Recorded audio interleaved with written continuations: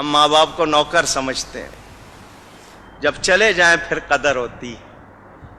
یہ بازاروں میں نہیں ملتے، ان کا کوئی مول نہیں ہے، ان کا کوئی بدل نہیں ہے.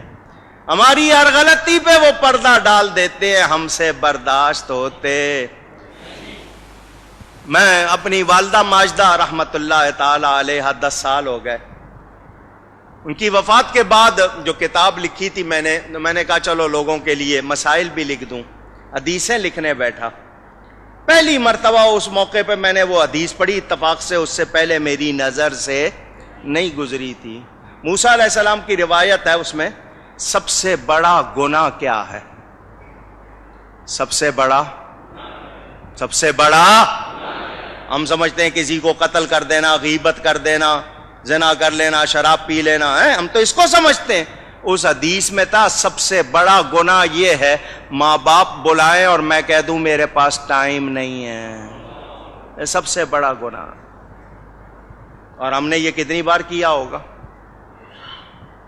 ہم تو آرڈر چلاتے، ماں کو کہہ دیں گے صبح اتنے بجے مجھے ناشتہ چاہیے، میرے کپڑے چاہیے، میرے دوست آ رہے ہیں، یہ پکنا چاہیے. ماں یہ نوکر ہے. اگر باپ آپ کی کو کرے تو آپ کہتے ہیں تو نے کیا کیا؟ تیرے باپ نے بھی تو تیرے ساتھ کیا تھا. یوں آگے بات کرتے ہیں. یہ گھروں میں خرابیاں اسی لیے آئی ہیں کہ تربیت.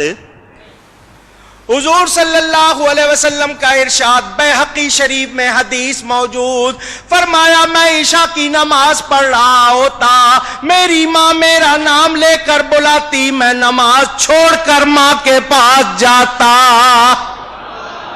کتنا بڑا پیغام میرے آپ کے لیے. موسیٰ علیہ السلام مزاج میں تیزی تھی، اونچی بول لیتے تھے. جب جاتے تھے کوہ طور پر کلام کرنے، ماں پیچھے مصلی بچھا لیتی تھی. یا اللہ میرے موسیٰ کے مزاج میں تیزی ہے، بات کرتے ہوئے آواز اونچی ہو جائے تو معاف کر دینا. نبی تھے وہ، معصوم.